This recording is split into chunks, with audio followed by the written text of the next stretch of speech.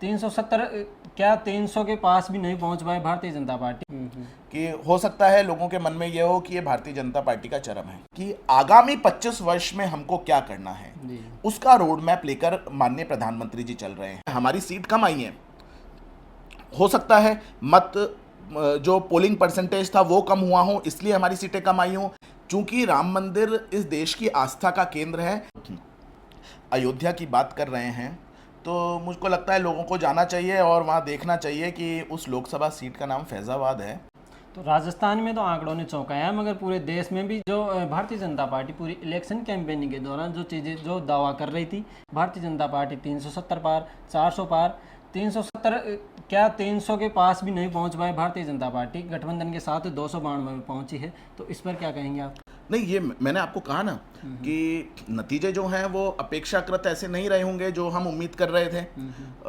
हम लोग सतत रूप से काम कर रहे थे, लगातार 5 वर्ष तक हम काम कर रहे थे, परंतु इन सब में क्या कारण रहे ये तो जब पार्टी के स्तर पर समीक्षा होगी, सीनियर लीडर्स हमारे इसकी समीक्षा करेंगे, उस समय ही हो सकती है। इसके कारण भी उस समय बाहर आ सकते हैं, और जो कारण मीडिया के माध्यम से सबको बताने वाले होंगे वो मीडिया के माध्यम से बताए जाएंगे। कुछ पार्टी कार्यकर्ताओं को निर्देश देना होगा, वो कार्यकर्ताओं को निर्देश देगी। पर मैं आपके माध्यम से एक बात कहना चाहूँगा, 2014 में जब हम लोग सत्ता में आए, 2019 में पुनः सत्ता में आते हैं। जब 2019 के अंदर एक बहुत अच्छे मत प्रतिशत के साथ और बहुत अधिक सीटों के साथ हम केंद्र में सरकार बना रहे थे, माननीय अमित शाह जी का एक भाषण था कि हो सकता है लोगों के मन में यह हो कि ये भारतीय जनता पार्टी का चरम है, पर ये हमारा चरम नहीं है। हमें सतत रूप से काम करना है, हमें इससे भी आगे जाना है। तो आप ये मान के चलिए कि जब 2019 में जब हम बहुत ज़्यादा प्रचंड बहुमत के साथ सरकार बना रहे थे, तब हमारे नेता ने कहा था कि हमें इससे भी और आगे जाना है। आज जब अपेक्षाकृत कम सीटें आई हैं, तब तो उस परिस्थिति में साफ है कि हमें जब उससे आगे जाना है तो इससे तो बहुत आगे जाना है। तो हम पुनः प्रयास करेंगे, किसी भी प्रकार का निराशा का भाव कार्यकर्ताओं में नहीं है। हम देश की सेवा करने के लिए और लगातार देश की सेवा करने के लिए ही राजनीति के अंदर आए हैं।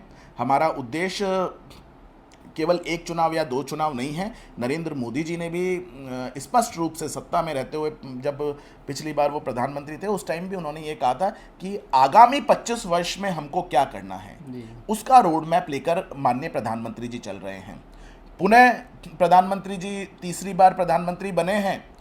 आने वाले 25 वर्ष जो हैं उनमें भारत का स्वरूप कैसा होना है, इसके ऊपर काम करेंगे। काम में किसी तरीके का कॉम्प्रोमाइज़ नहीं होगा। और ये आपको इस बात को देखकर भी लगा होगा कि राजस्थान में अपेक्षाकृत सीट कम आई होंगी, पर मंत्री परिषद में जो रिप्रेजेंटेशन राजस्थान का होना था, पहले जब हुआ है 25 सीटों वाला, वही मंत्री परिषद में रिप्रेजेंटेशन राजस्थान को मिला है। तो मंत्री परिषद में बात करते हैं, अगर आपने बात की है तो पिछली सरकार में जो एक कैबिनेट मंत्री थे राजस्थान से, इस बार 2 कैबिनेट मंत्री, एक स्वतंत्र प्रभार और एक राज्य मंत्री दिया है राजस्थान को। तो मोदी जी की नज़रों में जो राजस्थान की छवि बड़ी है वो किस तरह से?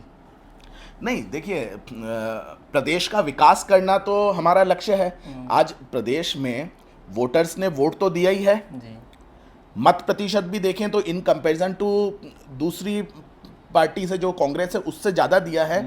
और कभी भी हमारी पार्टी अगर चुनाव में सीट कम मिली है तो नहीं हम इनके साथ वैर भाव रखेंगे, या चुनाव में कम सीट मिली है तो हम इस प्रदेश का फ़ायदा नहीं करेंगे। इस तरीके की राजनीति भारतीय जनता पार्टी नहीं करती और ये देखने को मिला है।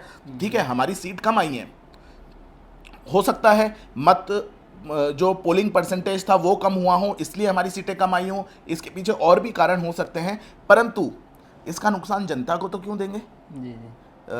जो पहले रिप्रेजेंटेशन था वही रिप्रेजेंटेशन आज है। उतनी ही मेहनत के साथ, उससे अधिक तन्मयता के साथ जनता की सेवा करने का काम भारतीय जनता पार्टी के कार्यकर्ता राजस्थान में आदरणीय भजन लाल जी के नेतृत्व में और देश में प्रधानमंत्री नरेंद्र मोदी जी के नेतृत्व में और हमारे राष्ट्रीय अध्यक्ष जी के नेतृत्व में करते रहेंगे। एक बहुत बड़ा मुद्दा था जो भारतीय जनता पार्टी पूरे इलेक्शन कैंपेनिंग में भारतीय जनता पार्टी के पक्ष में रहा था, राम मंदिर का, और वहीं से भारतीय जनता पार्टी पिछड़ गई। इस पर क्या कहना चाहेंगे? नहीं, देखिए, पहली बात तो है ना, राम मंदिर हमारे हमारे दिल से जुड़ा हुआ मुद्दा है, ये कोई राजनीतिक मुद्दा नहीं है। इसको मीडिया देखता होगा। अगर आपने हमारे पुराने इंटरव्यू का रेफरेंस दिया है तो पुराने इंटरव्यू में अगर आपने राम मंदिर के बारे में पूछा होगा तो मैंने उस टाइम भी आपको कहा होगा ये देश की आत्मा से जुड़ा हुआ मुद्दा है, ये कोई राजनीतिक मुद्दा नहीं है। पर हमने उसको कभी भी राजनीति से जोड़ के नहीं देखा। राजनीति हमारे लिए जनता की सेवा करने का माध्यम है।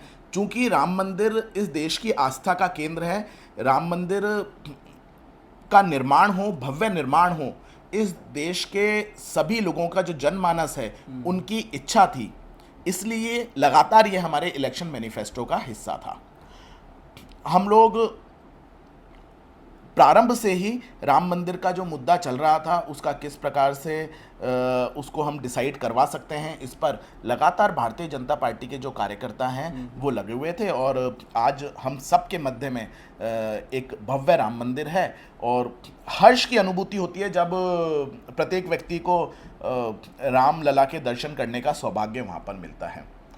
वोटिंग परसेंटेज क्या रहा, कितनी सीट हम जीत के आए, सरकार कितनी सीटों पर बन रही है, मुझको लगता है इसका राम मंदिर से लेना देना नहीं है। पर फिर भी आप जब अयोध्या की बात कर रहे हैं तो मुझको लगता है लोगों को जाना चाहिए और वहाँ देखना चाहिए कि उस लोकसभा सीट का नाम फैज़ाबाद है और जो अयोध्या क्षेत्र है वहाँ पर आज भी हम अधिक मतों के साथ हमने हमारी जो सीट थी वहाँ पे अधिक मत आए हैं।